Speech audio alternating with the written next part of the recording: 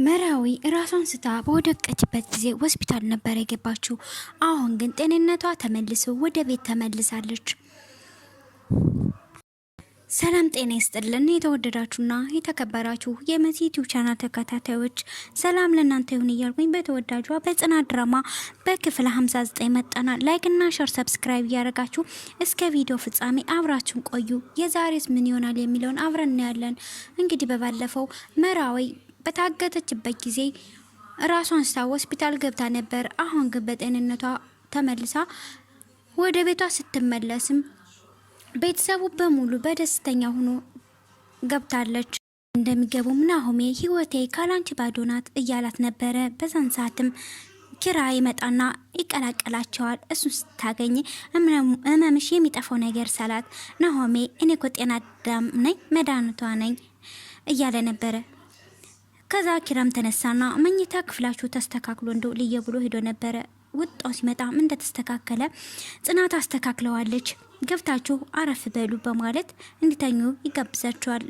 መራዊም ለመራዊ እረፍት አርጊ ተነሽ ይላታልኝ። በዛን ሰዓት ናሆሜና መራዊም ለመተኛት ወደ ክላስ ይገባሉ። በዛን ሰዓትም ኪራ የሐሴትን ደብዳቤ ከኪሷ ወጦ እያነበበው ነበረ። በዛን ሰዓት እያነበበ በንዴት ነበረ የተናደደ። ናሆሜ መራዊ ጠፍታ ስለሰነበተች ከፍተኛ ድንጋጤና ጭንቀትና እየነገራት ነበረ። ታዲያ መራዊትም ህይወት ግን አጨለምኩበት ብዬ ፈርቼ ነበር፣ እሱም ተይ እባክሽ እንደዚያን ነገር አታውሪ ይላታል። መራዊትንም ለመጠየቅ ሰናይትና ጽናትም መጣው ነበረ። እነሱም ተቀምጠው ተኝታለች። በቃ እንሂድ እያለ ሰኒ በምታወራበት ሰዓትም ባሉበት ሰዓት ናሆሜም ይመጣል። አሷ ተኝታለች። በቃ መሄድ ይኖርብኛል አለ ሰናይትም ምን ተወኛለሽ እዚህ ብታድሪ ይላታል። እሷም በቃ እኔ ጋር ታራለች ጺም እሷም አላድርም ስትል ናሆሜም ለምን ቤቷን ጥላ እንደማታድር ትነግረው በቃ አደሪ ብለው አሳደሯት። ሰናይትም እሺ ትልና ወደ እነ ጽናት ቤት ለማደር ትሄዳለች። በሌላ በኩልም ኩሽና ባለችበት ኪራ ሄድና ይጠይቃታል። ማሚ ክላስ ቁልፍ ነው ሲላት ሄኖክ ይዞት ነው የሚሆን አለችው። እንደዛ እንዳለም ጥያቄ አቀረበላትኝ። ቆይ ከሄኖክ ጋር ያላችሁ ግንኙነት ምንድን ነው ሲላት እሷም ምንም ግንኙነት የለንም አለችው። ቆይ ትወጃለሽ ወይ አላት። እሷም ምን ማለት ነው ምን ማለት ጥያቄ የምትጠይቀኝ ኮስተር ብላ መለሰችለት። እሱም እጅግ ከፈን ተኝታችሁ ነበረ። በቁጣ ደንግጣ አንዴ ከሱ ጋር ነው ወይ የምተኘው አለችው። ኪራም እንዳላወቅሽ የምትመስሉ ነገር የበለጠ ያበሳጨኛል አላት። እሷ አባቴ ሞት እሱ ጋር አልተኘውም ብላ ተመልለታለች። ኪራም በንዴት ሲመለከታት ለምንድን ነው እንደዚህ የምታየኝ ደግሞ መቃዠት ጀመርክ እንዴ? ከዛም እሱ ተናዶ ወጦ ጥሏት ይሄዳልኝ። ናትም አብዶ ሊያሳብደኝ ነው እንዴ እያለች ነበረ። ሰኔም የኪራ ክላስ መቆለፍና የቤት ሁሉም ክላስ መቆለፉ ደስ ስላላት ያሰበችው ነገር በቃ እኔ ሶፋ ላይ ስተኛ ኪራና ጽናት አንድ ላይ ይተኛሉ በማለት እሷም ቀድማ ሄዳ ሳሎን ጋር ትተኛለች። ታዲያ ኪራ መጦ ተነሺ ከጽናት ጋር ተኚ እኔ እዚህ ጋር ልተኛ ነው ቢላትም ምንድን ነው ከጣፋጭ እንቅልፌን አቀስቅሰኝ በማለት አልነሳም ትለዋለች። ከዛም ሄዶም እነዚህ ሴቶች ምንድን ነው እያለ ሄደና ደረጃ ላይ ተቀምጦ በዛን ሰዓት ጽናት ሄድና ምን ሆነ ነው እዚህ ደረጃ ላይ እየተቀመጥክ ማለት የለበሰችውን ፎጣ እያለበሰችው ነበር። ታታልብሽኝ ነገሮችን በራሴ መጋፈጥ እችላለሁ እያለ ነበረ። ሰናይትም ያለችበት ጠፍቶኛል የትዳ ነው ግን አለችው ጽናት። እሷ ሰፋ ላይ ተኝታለች አለ። ከዛ የልትተኛ ነው እዛ እሱም ለእኔ ምን አገባሽ አላት። እሷም ንቅሽና የሚያስገባሽ ነገር የለም በማለት ኮስተር ብሎ ተናገረ። በቃ አብረን እንተኛ ሲል አንቺ ጋር አልተኛም አለ ኪራ። በጣም ነው የጎዳሽኝ። ታዲያ ጽናትም እምሩ ታገግምና በቃ እኔ ሄዳለሁ የትም አትሄድ አለችው። ኪራ መጨረሻ ሊሆን ነው ማለት ነው አለ። ሁሉንም ፈጣሪ ያውቃል አለች ጽናትም። እኛ እየተነኮን ፈጣሪ ያውቃል ማለት ለማንኛውም መተኛት አለብን እያለች እያዛጋጅም ስለነበረ ገብተሽ ተኝ ሲላትም ደጋግማ እሱን ትታ እንደማታኛ እየነገረችው ነበረ። ከዛ ተማሮ ተነስቷት ይሄዳል። ልጁ ግን ምን ሆኖ ነው እያለች ብቻዋን ታዳምጣለች። በሌላ በኩልም ናሆሜና መራዊ ወክ እያደረጉ ነበረ። ናሆሜም እናቱ እንደምመጣ ለመራዊ ያወራታል። ሊያስታውቃት እንደሚፈልጋት ነበረ። መራዊም በመደንገጥና መርበት ስታሳየው በቃ አደንግጭ እናቴ ቀለል ያለ ሰው ናት፣ አደንግጪ ናሆሜ በያት ናሆሜ ናት እያለ ደግሞ ሴቶች እናታቸው አማታቸው መታወቅ ይፈራሉ። ለምን እንደሆነ አላቅም። ብቻ ኪራ ለቁርስ ስለጠበቀን የሆነ ስለሆነ መሄድ ይኖርብናል ብለው እነሱ መንገዳቸውን አቀኑ። በሌላ በኩልም ታዲያ በቀጠሯቸው መሰረትም ወደነ ኪራ ቤት ሁላቸውም ተሰብስበው ነበረ። በዛን ሰዓትም ሰኔም ብድግ አለችና ከዚህ ላይ ሁለት አጋላት እቃቃ ይጫወታሉ። ሁለት ደግሞ እሷም ስንግልነቷን እያጣጣምኩ ነው አለቻቸው። ናሆሜም አንቺው ማግባት አለብሽ አላት። እሷም እንደበሱ ብላ አይሸመጠጥም ብላ ስትመልስለትም ኪራም ክፍር ከመስጠት እሱም በሶ ብላ መሸምጠጥ አይሻልም ሲልም ናሆሜም አረ ነገር ወደ ሳምና ወርቅ እየተቀየረ ነው አለ። ጽናትም ቀጠለችበት። ፍቅር እኮ በማግኘትና በማጣት መካከልም ነው አለች። ታዲያ እያንዳንዳችንም የሚጥሉት ነጥብ ነገርና ስሜት ራሳችሁን የሚገልጽ ነበረ። ናሆሜም ይሄ ነገር ቢበቃ ይሻላል፣ ምራዊም ታዋቸው ያወሩ አለች። እኔ ውሃ መጠጣት ይኖርብኛል አለችና ጽናትም ወደ ኩሽና ሄደች። ኪራም ተነሳና ወደ ምኝታ ክለስ ብሎ ጥሏቸው ሄደ። ከዛ ሶስታቸውም እንደቀሩ ሰኔም እነዚህ ልጆች ምን ይሻላቸዋል ሀሴትን ልድርለት ብታወቅ ምን እንደሚል ኪራ አለችው። ይሄማ መስማት የለበትም፣ ይሄ ወሬ ከኛ መቅረት አለበት አለ ሰኒ። ናሆሜም ከኪራ ጋር የሆነ ቦታ ተቀጣጥረው አለና ጥሏቸው ሄደ። መራዊትም ለሰናይት እኔን የያዘችኝ ሀሴት አይደለችም፣ ለዛ ነው በፖሊስ እንዳትተያዝ ያደረኩት አለች። ሰናይትም ታዲያ ማን ነው በማለት ጠየቀቻት።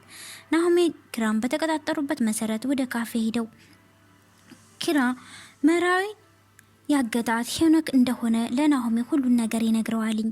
በዛን ሰዓት ናሆሜም በጣም ይናደድና በሰማው ነገርም ያገተበት ምክንያት እያንዳንዱ ነገር በዝርዝር ኪራ ይነግረዋል። ግቢ ውስጥ አብረው እንደሚማሩና ፍቅረኛሞች እንደነበሩ ሁላ ይነግረዋል። የሆነ ሰዓት የራቁት ቪዲዮ እንደያዘባትና አሁን ላይ ጽናትንም እንድታጠብሰው እየፈለገ ስለነበረ ይሄን ነው መራዊ ስለለቀችባቸው ነው፣ በዚህ ምክንያት ነው ያገቷት ብሎ ይነግራታል።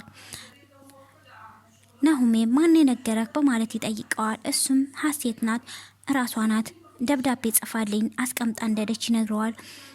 መራዊ ግን ይሄን ያወቀች ለምን ዋሸች ለምን አልነገረችኝም እያለ ደግሞ ይመጣል። መራዊ ትሞት ጉሮሮውን ነው ማንቀው እያለ በሄኖክ ላይ እየዛተና ነበረ። ናሆሜም እሱም እንደ ጀበና ነው መሰባብረው ይምጣ እንጂ እያሉ ሁለታቸው እየፈከሩ ነበረ። ይሄን ነገር ለጽናት እንደልንገራት እያለች ነበረ። ለኪራ ልታጋባው የነበረች ሴት ምን አይነት እንደሆነች ማወቅ አለባት እያለች ነበር ሰናይት። ለጽናትም ምን አይነት ወሬ ቢሆን ነው ስራ እስከምጨርስ ያልጠበቃችሁኝ እንደዚህ አጣድፋችሁ የጠራችሁኝ አለቻቸው። ሰናይትም ቀጠላት። ይኸውልሽ ጽናት ሀሴትና በሄኖክ መካከል የተፈጠረ ነገር አንድ ነገር አለ። መራዊም ቀጠላት። አንቺን ቤት እንዳረገችሽም የሀሴትና በሄኖክ የተፈጠረ የራቁት ቪዲዮ ይዞባት ነበርና እሱን ስላስፈራራት ነው እኔን ያገተችኝ በማለትም ለጽናት ሁሉ ነገር ነገረቻት። ይህን ነገር እንዴት ልንገረው እንደምነግረው ከብዶኛል እያለች ነበር። ጽናትም ለካ ለዚህ ነው ኪራ በአንቺና ሄኖክ መካከል የተፈጠረ ነገር ምንድን ነው እያለ አስር የሚጠይቀኝ አለች። በዚህ ሁኔታም ያሉ ናሆሜና ኪራ ባወሩት ነገር ስበሳቸው ተናደው ወደ ቤት ይገባሉ። ምን ሆነ ነው ኪራ እያለ በማለት ጠይቃለች። ኪራም ምንድነው ያየሽ ሁሉ የሚሰበብሽ በማለት ሲጠይቃት ምንድነው ሄኖክ ነው አለችው። እሷም መራዊም ጽናት የምታውቀው ነገር የለም ተው ኪራ አለችው። ተይዋክሽ ሀሴት ሁሉም ነገር ነግረኛለች አለ። እሷ ግን በግናት አለ። በዛን ጊዜ እኔም ከረፈደን ቢሆን ገብቶኛል ብላ አንተም ቢሆን በጊዜው ስነግርህ ልትሰማኝና ልትረዳኝ አልቻልክም ነበረ አለችው። ጽናትም እስከ መቼ ነው አንቺ ግን ሰውን የምታምኘው? የእውነት መድኃኒት ጠጥተሽ ነበረ እሱ ጋር እንድትተኝ እዛም አብራችሁ ስለተኛችሁ ነበረ በባለፈው ጥየሽ ወጣችሁ ብሎ ተናገረ። ናሆሜም የእንቅልፍ መድኃኒት ማለት ነው ብሎ ነገራት። የዛኔ ሀሴትም እሱንም እንዲጠጣ ያደረገችው ባታደንዘው ኖሮ አንቺም የእሷ ዕጣ ፈንታ ነበረ የሚገጥምሽ አለቻት።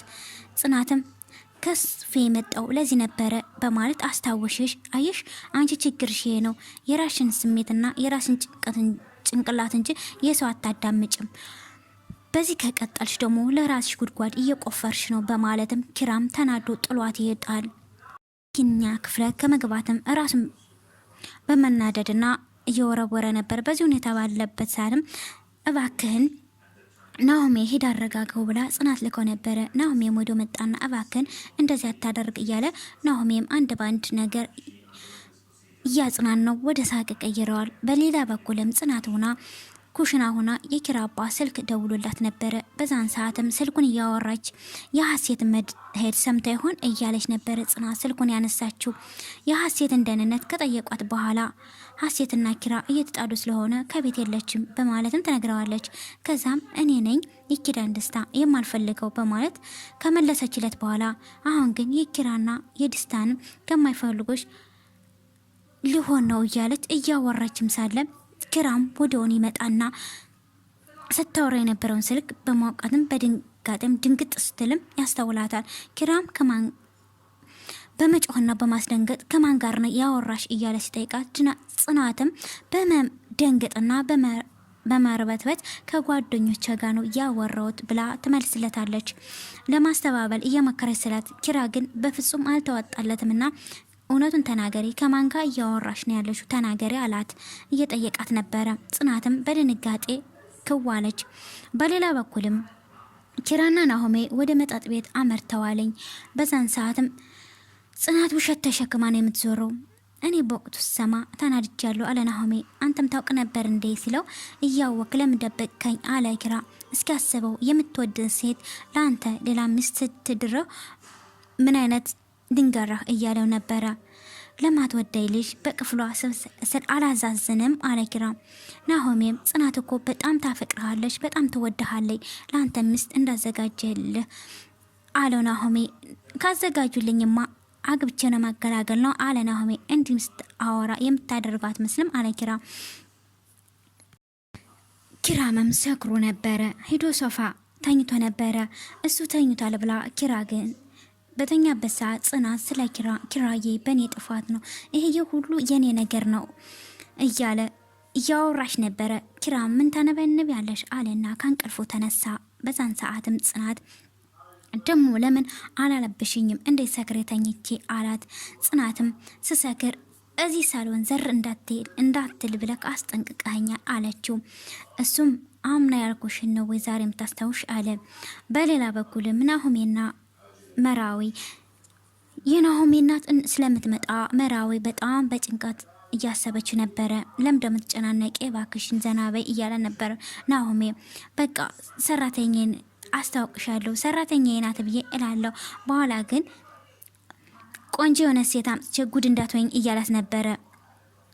በሌላ በኩልም ጽናት ለኪራ ምግብ አቅርባ ብላ ስትለው አልበላም እያላት ነበረ። ደግማ አሁንም ብላ ስትለው ስፈልግ እነግርሻለሁ አላት። እባክን ጥፋቴን አውቃለሁ፣ አንተ ግን እዚህ በላይ ራስህን አትጉዳ፣ የንግግር ባንቺ አያምርም፣ ከምንም በላይ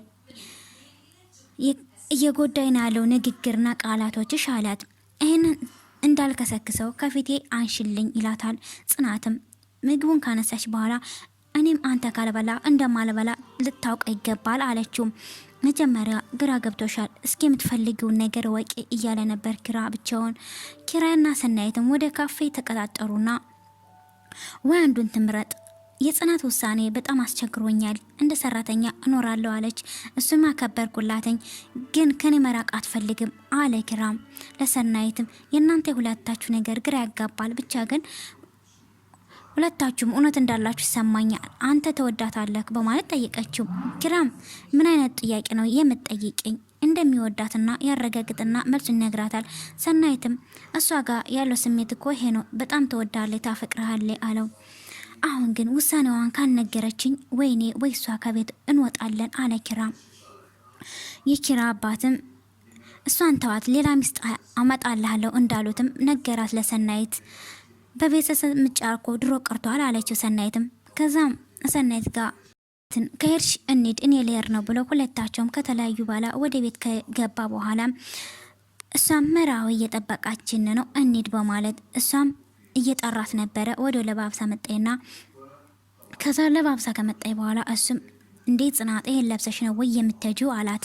እሷም ወደ ኋላ አዎ ይሄን ነው እንዴ አለችና እንደውም አይመለከተኝም በማለት ጡላት ይወጣል። ከዛ ወደ ኋላ ቀረችና አሁን ይሄ አለባበስ ምን ይወጣለታል የኔ ቅናተኛ በማለትም እሱ ከወጣ በኋላ ቪዲዮ ያልቃል ማለት ነው። ላይክ እና ሼር ሰብስክራይብ ያደረጋችሁ አብራችሁ